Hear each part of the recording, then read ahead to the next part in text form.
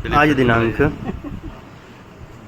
7/9/2024 को town hall में हमारे पलामू उपायुक्त श्री शशि रंजन सर के द्वारा CPR प्रशिक्षण कार्यक्रम, जिसमें जिला प्रशासन Palamu, Lions club of Medininagar के संयुक्त रूप से हमारे प्रवीण सिद्धार्थ सर, जो बहुत ही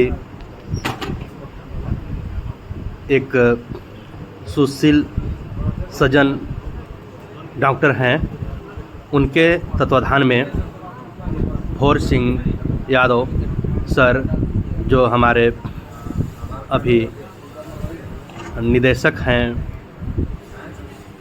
भूमि अर्जन विभाग रांची झारखंड में, और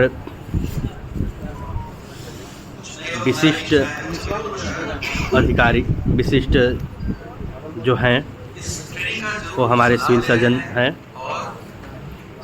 इनके तत्वाधान में आज CPR प्रशिक्षण कार्यक्रम किया गया, जो बहुत ही सराहनीय है। इसमें आपको हार्ट अटैक अगर घर में आ जाती है तो उसका कैसे आप घर में उसे तुरंत उपचार कर सकते हैं, जब तक कि डॉक्टर के पास नहीं ले जाएं या डॉक्टर नहीं आ जाएं, एम्बुलेंस नहीं आ जाए तब तक, या फिर कोई भी रोड में कोई विभाग में या फिर जहां काम कर रहे हैं वहां पे किसी का हार्ट अटैक आता है तो ये डायरेक्ट रूप से एक नाटक के द्वारा और इसमें बहुत ही सराहनीय रूप से और सर के द्वारा, सर्जन सर के द्वारा भी इसमें बताया गया है। आप इसे देखें और अपने घर में, अपने कार्यस्थल पर या कहीं भी कोई भी स्थल पर जहां आप इस टाइप पे कोई व्यक्ति पड़ा हुआ है और उसको आपकी ज़रूरत की आवश्यकता है, तो आप उसे उपचार, प्राथमिक उपचार कर सकते हैं। देखिए, अब सर का आगमन हो गई है। अब आगे की कार्यक्रम आप खुद वीडियो के माध्यम से देखिए। जिला प्रशासन पलामू एवं लायंस क्लब ऑफ मेदिनीनगर के संयुक्त तत्वाधान में CPR जोरदार तालियां सभी की होनी चाहिए। प्रवीण सिद्धार्थ डॉक्टर स्वागत करते हुए, इसके साथ फैज अहमद निदेशक हार्टिकल्चर रांची झारखंड का स्वागत आप करें। एक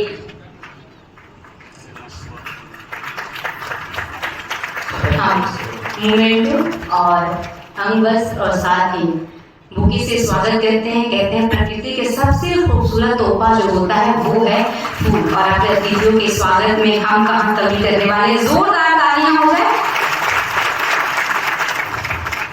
और अब हमारे उपायुक्त पलामू का स्वागत करते हुए डॉक्टर प्रवीण सिद्धार्थ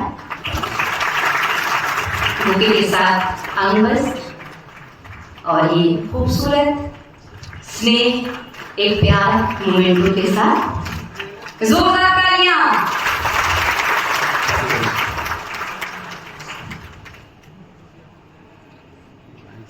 और अब चलिए एक ऊर्जा का संचार करते हैं, अपने अंधकार को दूर करते हैं। कहते हैं भारतीय संस्कृति में दीप प्रज्वलन के साथ हम कार्यक्रम का शुभारंभ करते हैं और मन को जागृत करते हैं। तो दीप प्रज्वलन के लिए मैं अपने आज के मुख्य अतिथि उपायुक्त पलामू से आग्रह करती हूँ कि अपने कर कमलों से दीप प्रज्वलन कर कार्यक्रम का शुभारंभ करें।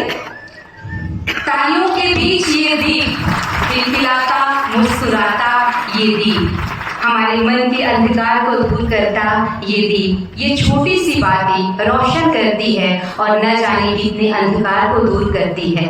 आइए हम सब मिलकर दीप जलाते हैं और अपने जीवन को सफल बनाते हैं।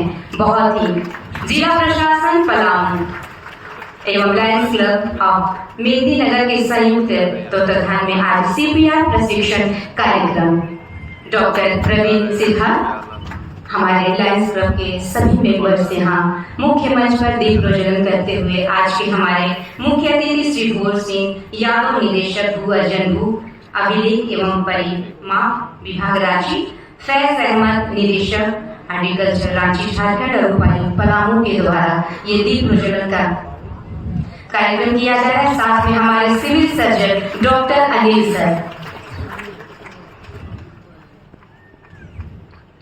दीप निरंतर यूं ही जलते रहना, मन के अंधकार को दूर करते रहना। हम अपने पथ को सशक्त करें, हम अपने पथ को ऊंची ऊंचाइयों पर लेकर जाएं, ऐसा हम दीप से चाहते हैं।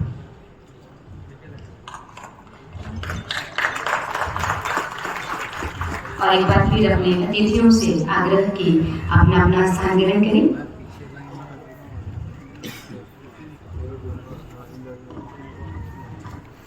यहाँ उपस्थित कोई भी एक व्यक्ति हो जो यहाँ पानी का बोतल ला दे, प्लीज जरा जल्द पानी का बोतल आया।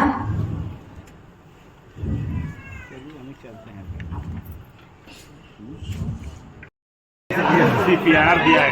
हाँ, वही नाटके ढंग से। हाँ, नाटके ढंग। बैठिए तब ना देखिएगा। नाटके ढंग से किया गया।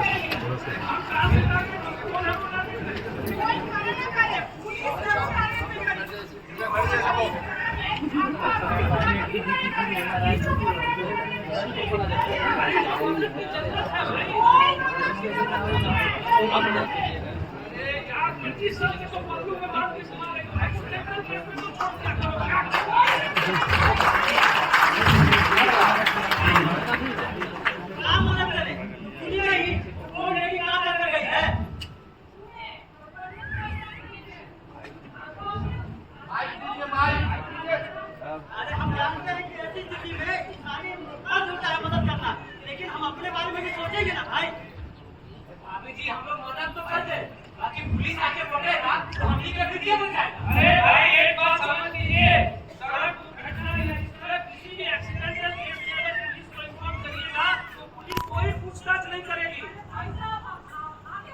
जी हाँ, अपनी बीवी को समझा बुझा के ऑटो में बैठा के घर भिजवा दिया और खुद ऑफिस जाने के बहाने यहाँ आ गया, क्योंकि इनको जरूरत है मदद की। आप लोग थोड़ा किनारे हटिए। ऐसी स्थिति में कभी भी कीमत किसी का हवा आने की जरूरत है भाई। थोड़ा देखिए पहले वो फूल कहीं से नहीं ना गिर रहा है, क्योंकि तो लग करिए नहीं है। हाँ चलिए, भगवान का शुक्र है कि फूल नहीं गिर रहा है। अगर फूल गिरता तो सबसे पहले फूल बंद करना पड़ता। अब जरा चेक करिए तो भाई जी उधर पॉकेट में कोई आइडेंटिटी कार्ड वगैरह है क्या? मोबाइल है, मोबाइल है और इसका स्क्रीन तो लॉक है। हाँ देखिए तो है।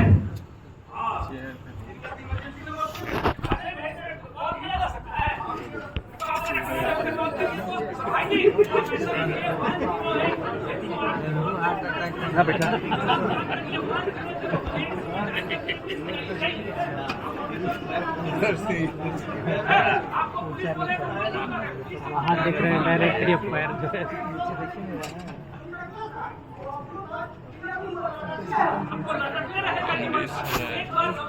चल गए चल गए चल गए चल गए।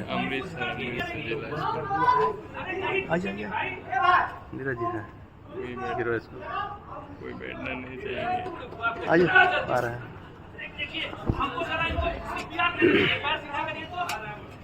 थोड़ा सी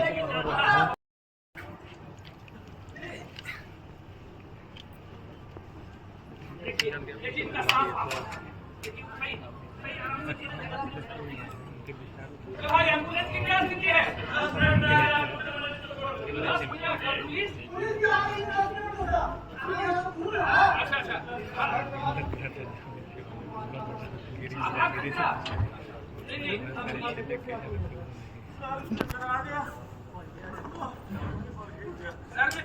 क्या? ओहो, अरे तो इनको जल्दी हॉस्पिटल ले जाना होगा। एम्बुलेंस का इंतजार नहीं कर सकते। गाड़ी किसी के पास है क्या? आपके पास है, जरा मदद करेंगे आप?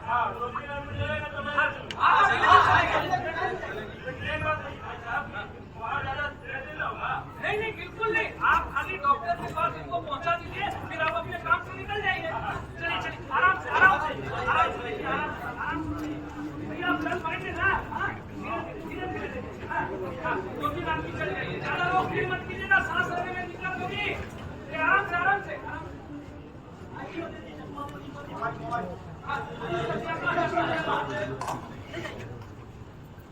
चलिए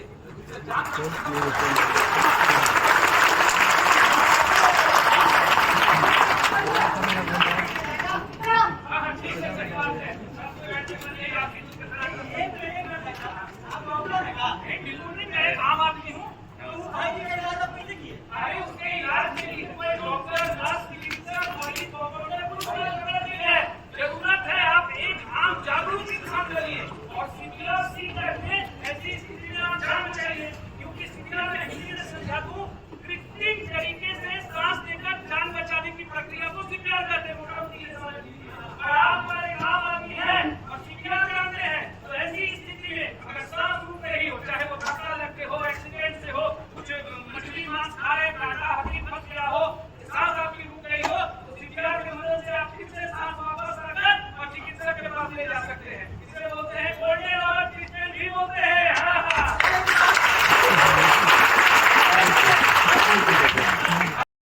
लेकिन आज नहीं सिखाऊंगा, क्योंकि आज पलामू के लिए एक ऐतिहासिक दिन है। पलामू के उपायुक्त के मार्गदर्शन के अनुसार लायंस क्लब के द्वारा टाउन हॉल जो नजदीक है ना, वही एक कार्यशाला का आयोजन किया गया है भाई।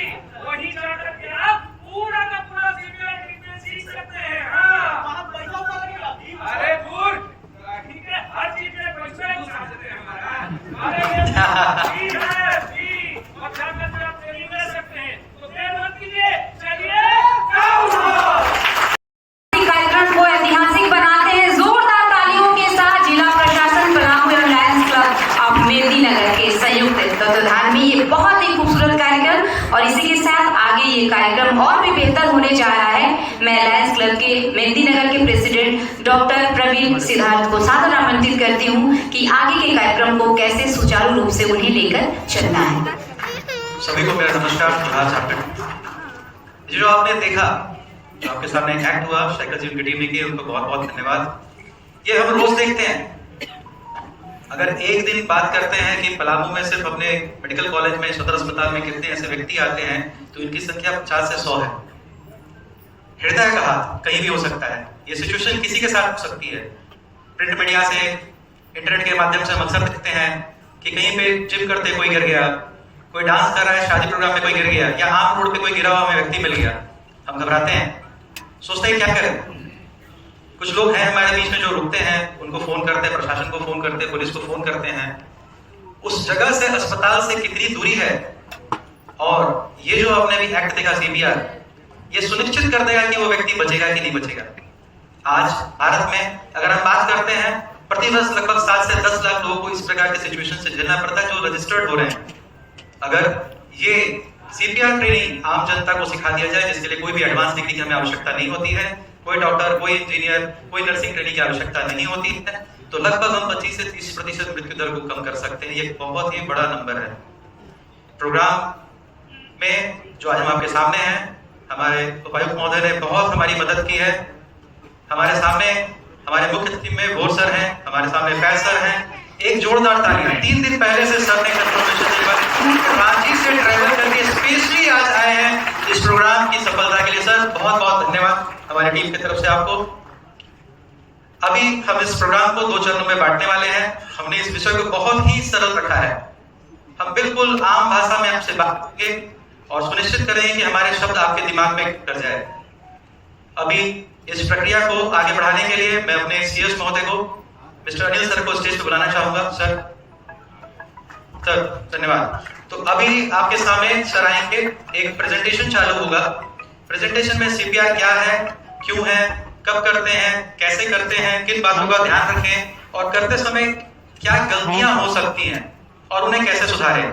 हमारे बीच में लायंस टीम के सारे मेंबर उपलब्ध हैं, बहुत मेहनत से लोग कर रहे हैं। हमारे बीच में डॉक्टर्स की टीम उपलब्ध है, हमारे रवि सर हैं, उदय सर हैं, अभय सर हैं, निशांत सर हैं, डॉक्टर विनीत हैं, डॉक्टर विजय सर हैं, चमन सर हैं। हमारे बीच में 3 वर्क स्टेशन बनाया गया है। डमियां हमारे सामने उपलब्ध है। ये सेंसर लगी हुई डमियां हैं, स्पेशली मंगवाई गई हैं कि सीपीआर कैसे का फील एक आम जनता ले सके। नहीं उपेंद्र सर अभी आगे प्रोग्राम को बढ़ाते हुए सीपीआर हाँ सर, सबसे पहले क्यों करते हैं और किस प्रकार करना चाहिए, इसमें हम लोग बात करें तो सीपीआर की तब आवश्यकता होती है जब बिल्कुल स्वस्थ आदमी का हार्ट अचानक बंद हो जाता है, जिसे हम कार्डियक अरेस्ट कहते हैं, और वो आदमी गिरता है। तो इसके बहुत सारे कारण हो सकते हैं। उन कारणों में आपको बताएं कि डूबने से हो सकता है, एक्सीडेंट में कुछ चीजें फंसती हैं तो उनको सीपीआर की जरूरत पड़ सकती है, सडन कार्डियक अरेस्ट, बहुत सारे इसके कारण है। तो उतना डिटेल्स क्या जानना है, हम देखते हैं कि इसकी तकनीक क्या है। तो तकनीक है कि एक आपातकालीन उपचार है, ये तब किया जाता है जब सांस और दिल की धड़कनें रुक जाती है। अगला स्लाइड। दिल में दौरे में ये जो डाटा है ये बहुत कम है। मैं आपको बताऊं कि प्रति वर्ष 7 लाख के आसपास लोगों को यह हार्ट अटैक होता है, और इसके परसेंटेज की बात करें अगर हम तो 70% कार्डियक अरेस्ट घर में होता है, 20% वर्क प्लेसेस पर होता है और 10% अदर्स या हॉस्पिटल्स में होते हैं। तो इससे हम जान सकते हैं कि इसे सीपीआर के ट्रेनिंग की आवश्यकता हमें क्यों है, क्योंकि 70% मैक्सिमम होता है। और इसको करने से हम उनके बचने की जो संभावना होती है उसको 2 से 3 गुना हम बढ़ा सकते हैं, मृत्यु दर को कम कर सकते हैं। तो नेक्स्ट स्लाइड में हम देखेंगे सीपीआर की जरूरत कब पड़ती है। जैसा कि हम लोग पूर्व में कर चुके हैं कि सडन उनके सांस का रुक जाना, हृदय की गति का रुकना, वो किसी चीज के फंसने से हो, एक्सीडेंट में हो, कार्डियक अरेस्ट हो, जो भी हो, उन सारी चीजों में होता है। और उसमें किस क्या करें, तो हमें सबसे पहले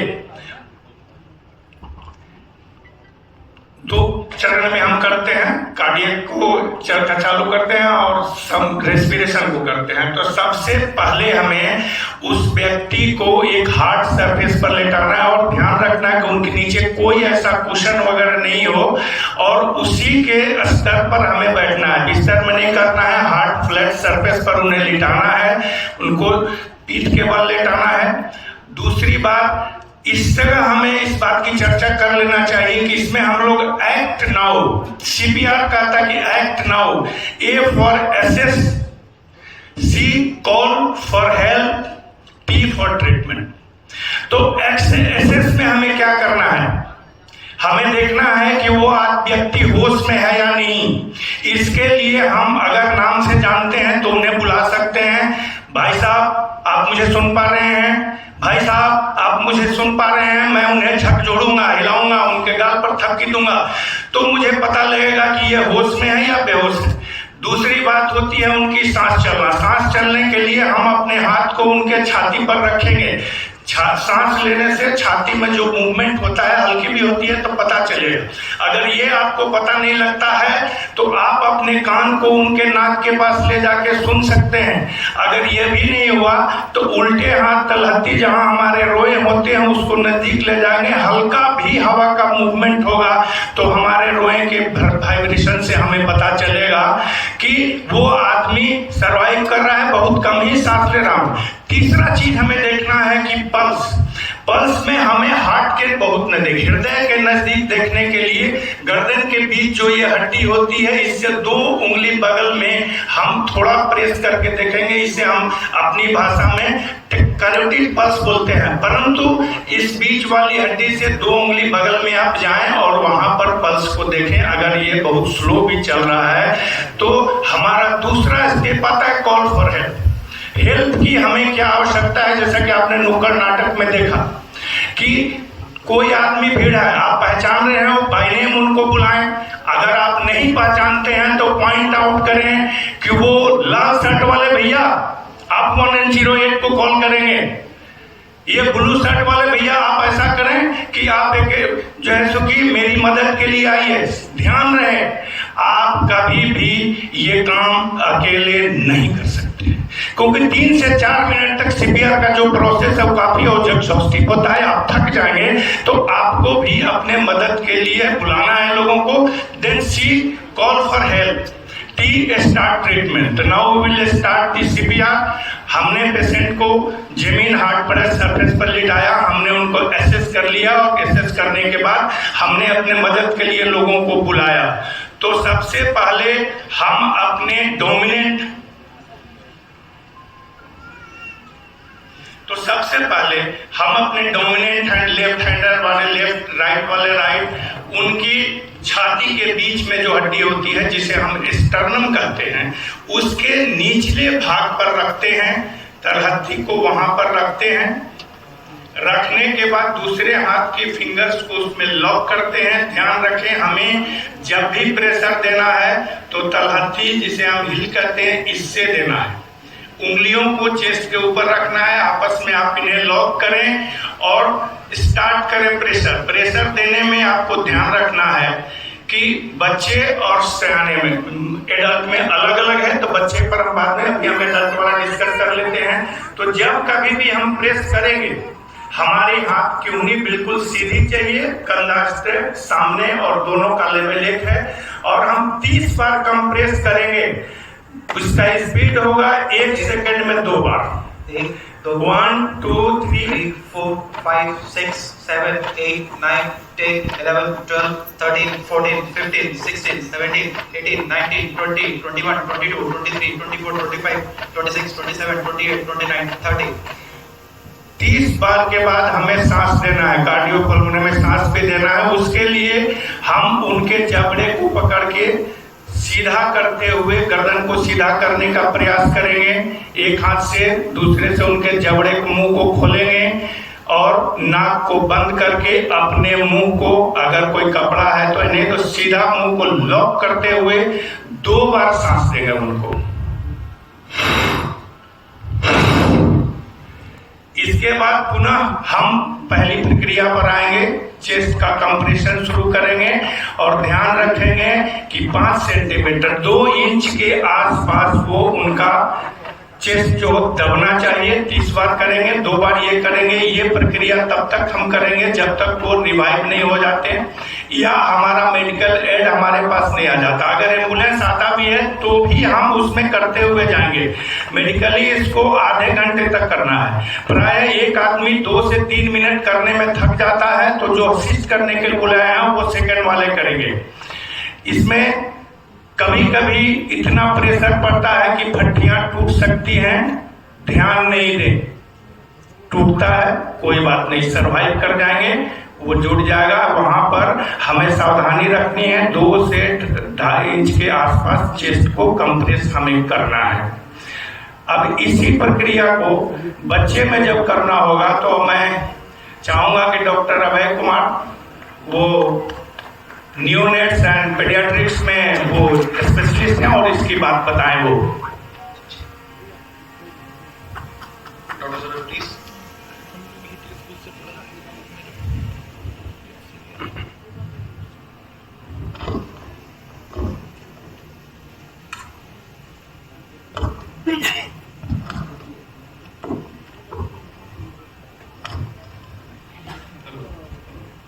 थैंक यू। मेरा नाम डॉक्टर अभय कुमार है, मैं चाइल्ड स्पेशलिस्ट हूँ यहाँ पे।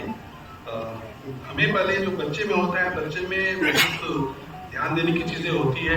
बच्चे कुछ कहेंगे नहीं, कुछ रिस्पॉन्स नहीं देंगे, तो बच्चे में जो CPR देने का तरीका है वो थोड़ा अलग हो जाता है, क्योंकि बच्चे काफ़ी नाजुक होते हैं। उनमें ये देखना है कि बच्चे में क्या साइन मिल रहा है नहीं। अगर बच्चे में कोई रिस्पॉन्स नहीं है, बच्चे में कोई रिस्पॉन्स नहीं है, तो उसे देखने के लिए हमें ये देखना है, पहले बच्चे को कपड़े हटा देना है। उसके बाद ये देखना है कि बच्चे में कोई गति मिल रही है या नहीं मिल रही है। अगर कुछ क्रिया कर रहे हैं, उससे कोई प्रतिक्रिया नहीं आ रही है, बच्चा नीला पड़ा हुआ है, तो हमें CPR देने की जरूरत है। अगर देने की जरूरत है, सबसे पहले हमें उसके कपड़े हटाने हैं, छाती देख करके रखना है, और उसके बाद बच्चे का जो ये निप्पल पॉइंट होता है उसके नीचे हम लोग इसमें 2 फिंगर मेथड यूज करते हैं। 2 अंगुली से इसमें हम लोग को CPR देना है। बाकी सभी चीजें सेम है, पर इसमें जो तरीका होता है 2 अंगुली से ही यूज करके देना है। जैसे ये निप्पल पॉइंट है, उसके नीचे 2 अंगुली रखेंगे हम लोग, और सबसे पहले इसमें भी 30:2 मतलब 30 बार चेस्ट कंप्रेशन और 2 बार सांस देने की तरीके हैं। तो उसके लिए हम लोग ये दोनों अंगुली जो रहेगा, एक मिडिल फिंगर और एक जो रिंग फिंगर है, उसको यूज करके छाती के नीचे रखना है और काउंट करना है 1 से 30 तक। 1 2 3 4 5 6 7 8 9 10 11 12 13 14 15, 16, 17, 18, 19, 20, 21, 22, 23, 24, 25, 26, 27, 28, 29, 30. 30 के बाद हमें ये देखना है कि बच्चे में कुछ रिस्पॉन्स आया या नहीं आ रहा है, तो हमें बच्चे का वही प्रोसेस करना है। मुंह और नाक, हमारे में बच्चे में हेड टिल्ट और चिन लिफ्ट जो करते हैं, उसके बाद हमारा जो इन लोग का स्पेस होता है मुंह से नाक और मुंह दोनों में हवा देना है। उसके लिए कपड़ा रख सकते हैं तो कपड़ा रख लीजिए, नहीं तो फिर हम लोग को नाक और मुंह बंद करके इसमें ये ध्यान देना है कि बच्चे का छाती उठना चाहिए, तब हमारा जो रेस्पिरेशन है वो अच्छे से दे पा रहे हैं। उसके बाद भी बच्चे में कोई रिस्पॉन्स नहीं है तो हमें फिर से वही प्रोसेस करना है, 30 बार चेस्ट कंप्रेशन और 2 बार ब्रीथ। और ये प्रक्रिया चेस्ट कंप्रेशन देते समय हमें ये ध्यान देना है कि ये प्रक्रिया 1 मिनट में 100 बार होनी चाहिए। ये हमें तब तक देना है जब तक या तो बच्चा रिवाइव ना हो जाए या फिर कोई हमारे मेडिकल टीम वाले ना आ जाए। Thank you.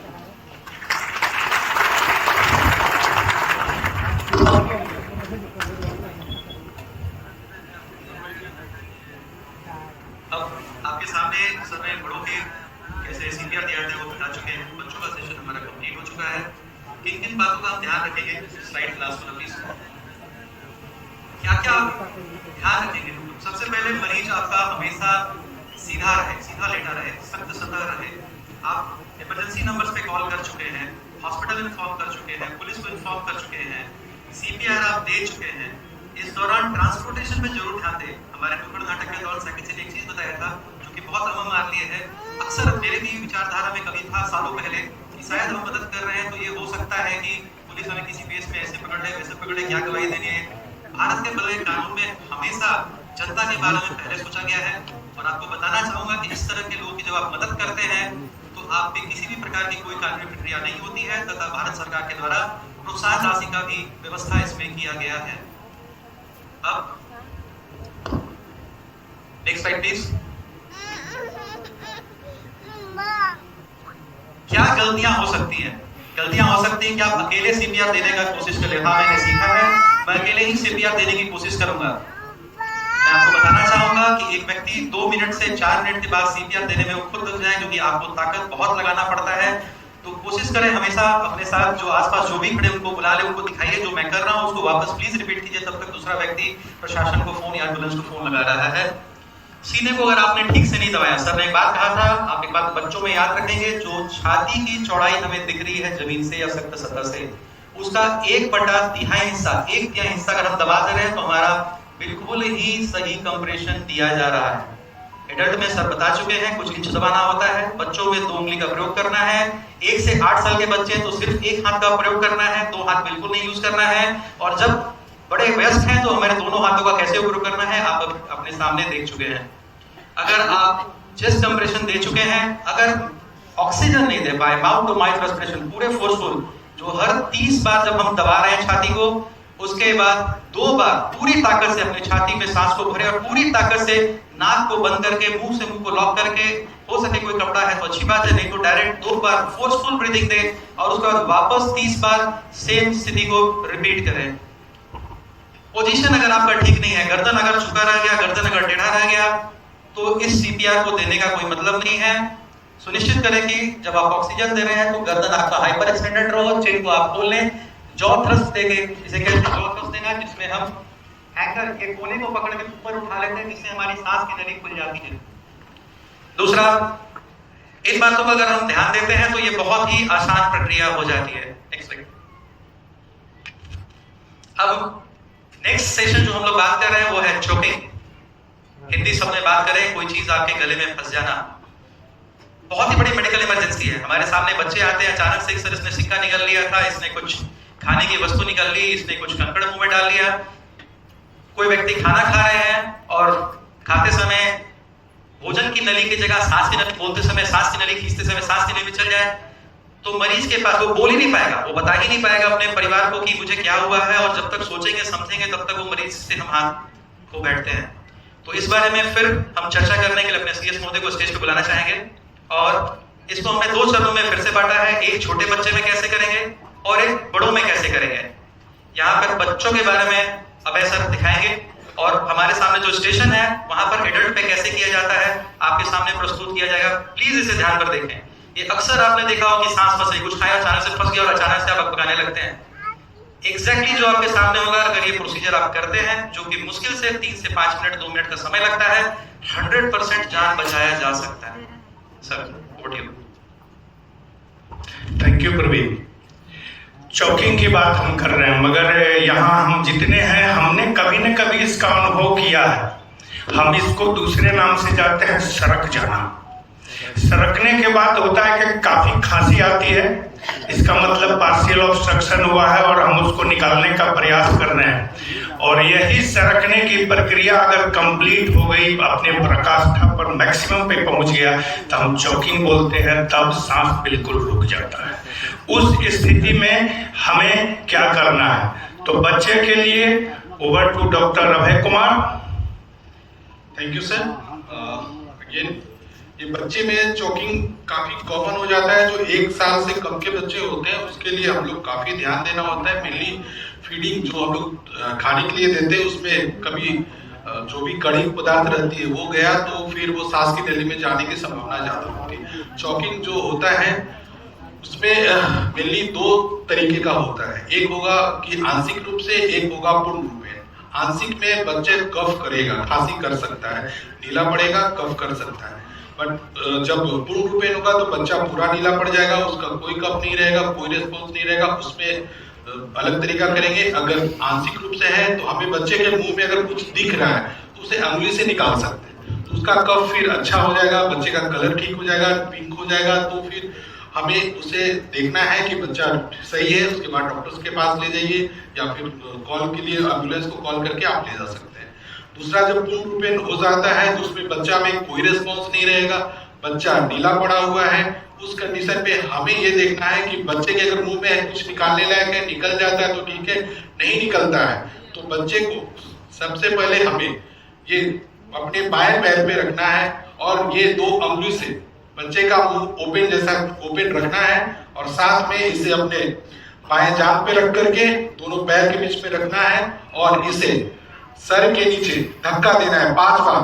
ये दाएं हाथ से सर के नीचे 1 2 3 4 5 बार में अगर कोई भी जो फंसा हुआ चीज रहेगा वो निकल जाता है तो अच्छी बात है, उसको फिर कलर ठीक हो जाएगा, बच्चे में क्राई आ जाएगा, तब तो ठीक है। अगर कुछ नहीं निकलता है और तो अंगुली डालने की जरूरत नहीं है। अगर निकल जा रही, अगर मुंह में दिख रहा है तो आप निकाल लीजिए, मुंह में नहीं दिख रहा है तो नहीं निकालना है। अगर नहीं निकलता है तो हमें दूसरे प्रोसेस पे जाना है जो सीपीआर है। इसमें सीपीआर देने की जरूरत पड़ेगी, पर वो भी 5 बार ही देना है। वो बच्चे को पलट करके हमें दाएं जांघ पे लाना है, उसके बाद बाएं अंगुली को 2 अंगुली से ही इसे सीपीआर देने की जरूरत पड़ेगी।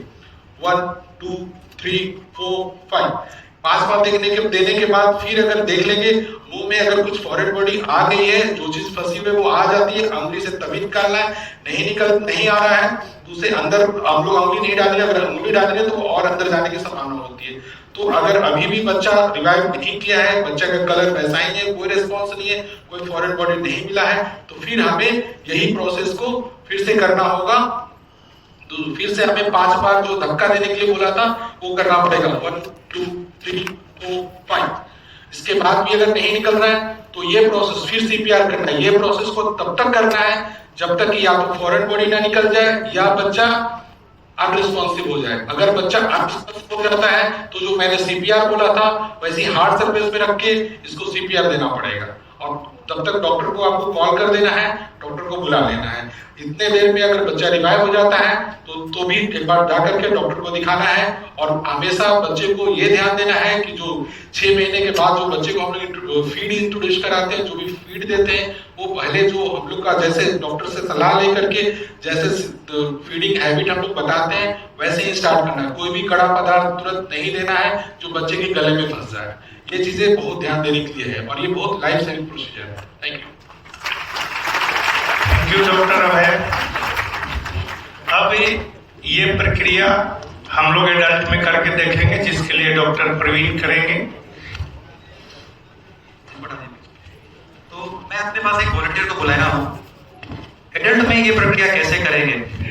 बहुत ही सिंपल है। प्लीज आप सामने आएंगे, शट उठाएंगे प्लीज। एकदम सरल भाषा में आप समझाना चाह रहा हूं मैं। ये आपकी पेट है, ठीक है, नीचे की हड्डियां हैं जो आप देख रहे हैं। एक व्यक्ति खड़ा है, अब इनका सामने पेट हमें दिख रहा है और छाती के नीचे रिब्स को हम फील कर पा रहे हैं। सपोज इन्होंने कुछ खाते समय फंसा, ये बिल्कुल भी बोलने की स्थिति में देख रहे हैं कि इन्हें क्या फील हो रहा है, ये बिल्कुल ही आपको अनकॉन्शियस होते देंगे, टॉर्टोट दिखेंगे, आपको समझ ही नहीं आया कि घंटाग्राम हुआ, क्या हुआ, नहीं हुआ, क्या हुआ। उन्होंने बोल दिया खाने के दौरान ही हुआ है, या आप खाने के टेबल पे देख रहे हैं, या आपको समझ में आया खाने की वस्तु है, तो आप सबसे पहले उनको झुका देंगे। मरीज कभी भी आपको कॉपरेशन हो सकता नहीं दे रहा, तो आपको उनको अपने कॉन्फिडेंस पे लेकर झुकाना है।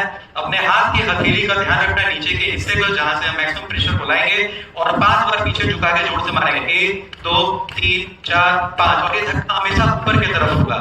उसके बाद ये ध्यान रखना है कि हमारा पेट जहां से खत्म हो रहा है और हमारी पसलियां शुरू हो रही है, वहां पर मेरा हाथ, मुख्य हाथ, जो राइट हैंडर्स उनके राइट हैंड, जो लेफ्ट हैंडर्स उनके लेफ्ट हैंड, मुट्ठी बंद करेंगे। हाथ को मैं ऐसे पकड़ रहा हूं, मरीज को सामने की तरफ झुकाऊंगा, पेट के ऊपर, और जहां पर मैं बता रहा था अंतिम रिब्स आते हैं वहां पर हाथ को रख के सुनिश्चित करेंगे कि मरीज सामने की तरफ झुका हो, और हम जोर से धक्का मार के डायफ्राम जो बोलते हैं बीच का, उसको ऊपर लाने की कोशिश करेंगे।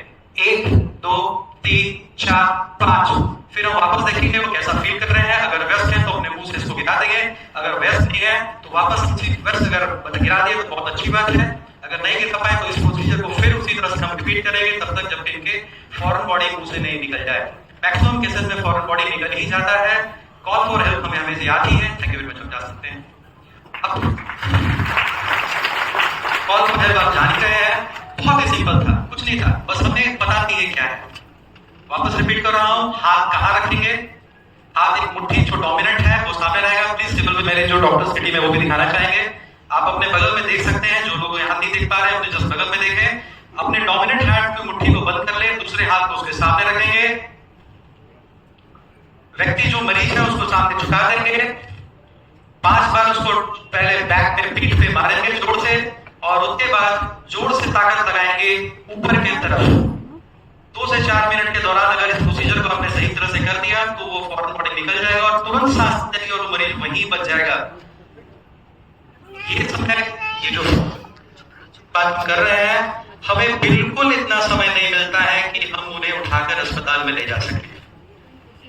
अगर पता है हमारे अपनों के बीच में हो जाता है, और ये कला अगर हमें अपने मस्तिष्क में याद रहती है तो 100% जान को बचाया जा सकता है। धन्यवाद। बहुत बहुत धन्यवाद सर। जिला प्रशासन पलामू एवं लायंस क्लब ऑफ मेदिनीनगर। अभी हमने child specialist doctor Abhay Kumar sir को देखा, और कहते हैं हाथ का कमाल एक जादू होता है। अभी हाथ के कमाल से ही हम जान को बचाते हैं। तो एक बार कमाल दिखा दीजिए ऐतिहासिक कार्यक्रम के लिए, जोरदार तालियां आप सबकी। सेक्रेटरी रेड क्रॉस सोसाइटी के सत्यजीत गुप्ता। इस लायंस क्लब और डिस्ट्रिक्ट एसोसिएशन के तत्वावधान में यहाँ पे CPR को लेकर के जो प्रोग्राम चलाया जा रहा है वो आई थिंक कि सबसे अच्छा एक इनरिचिंग एक्सपीरियंस है हम सभी लोगों के लिए जो लोग यहाँ बैठे हैं। और यहाँ पे आए हुए चीफ गेस्ट रूप में श्री भूषण यादव जी एंड श्री फैज अहमद जी, यहाँ पे जितने गणमान्य अतिथि, जितने डॉक्टर्स हैं और जितने भी लायंस क्लब के जो एलीट मेंबर हैं, सबको मैं स्वागत करता हूँ। ये एक्सपीरियंस जो मुझे लग रहा था, जो मैं देख रहा था, मैं लगता है फर्स्ट टाइम इस टाइप का जो डेमो है, डेमोन्स्ट्रेशन दिखाया जा रहा था, और हर एक पॉइंट्स को जो डॉक्टर्स ने हम बताया है वो सीखने लायक था। मैं आप लोगों से खास करके लायंस क्लब, सिविल सर्जन और जितने भी लोग इसमें इन्वॉल्व थे, आपसे आग्रह करूंगा कि जो हमारे SDH है, खास करके हुसैनाबाद SDH हो गया या फिर छतरपुर SDH हो गया, वहाँ भी जाकर के लोगों को इसकी जागरूकता की ट्रेनिंग देंगे। और हम लोग एक बड़ा कार्यक्रम भी करेंगे इसको लेकर के आने वाले समय में भी, चूंकि आज। जी धन्यवाद। आज के इस कार्यक्रम में सबसे पहले मैं उपायुक्त पलामू श्री शशि रंजन जी का धन्यवाद देना चाहूँगा, जिन्होंने इतना बड़ा कार्यक्रम आयोजित किया है जो हम सभी से, हमारे समाज से, स्वास्थ्य से जुड़ा हुआ है। और कई बार ऐसी परिस्थितियां उत्पन्न होती हैं कि हम आप सामने रहने के बावजूद भी मदद करने की स्थिति में नहीं हैं, और इस प्रकार की ट्रेनिंग, हैंड्स ऑन ट्रेनिंग, इस तरीके का इक्विपमेंट, ये सब प्लानिंग, ये सब करने से जो भी आज यहाँ आए हैं इनका कॉन्फिडेंस बढ़ेगा, न केवल बढ़ेगा, भविष्य में हेल्प करने की स्थिति में होंगे। और मुझे उम्मीद है कि लायंस क्लब और सभी यहाँ पे जितने डॉक्टर्स हैं और यहाँ की आम जनता जो थैंक यू लायंस क्लब, बहुत ही इंटरेस्टिंग और बहुत ही मज़ेदार ट्रेनिंग था। और शुरू में जो डेमोन्स्ट्रेशन इन्होंने दिया, मुझे एक्चुअली लगा कि वो सही में गिर गए और मैं उठ भी रहा था उनको CPR देने के लिए। बहुत ही मज़ेदार। और उसके अलावा ये करीब 1 साल से जिस भी डिपार्टमेंट में जा रहा हूँ मैं CPR ट्रेनिंग करवाने की कोशिश कर रहा हूँ। और शशि जी क्योंकि बैचमेट हैं तो इन्होंने भी देखा और इन्होंने इतना अच्छा इवेंट, मतलब ऐसा इवेंट हमने पहले नहीं कराया था, तो बहुत ही अच्छा, बहुत ही धन्यवाद आपका। और इसके अलावा जो चोकिंग वाला जो सिखा रहे थे वो तो पहली बार मैं खुद भी सीखा हूँ। तो किसी भी फंक्शन में, किसी भी ट्रेनिंग में जाते हैं तो बहुत कुछ सीखने को भी मिलता है। और CPR एक ऐसी चीज़ है, आप सारे लोगों ने देखा भी कि इतना सिंपल और इतना आसान है, लेकिन हम लोग इतना कुछ पढ़ लिख के भी आ जाते हैं लेकिन नहीं आता है देने के।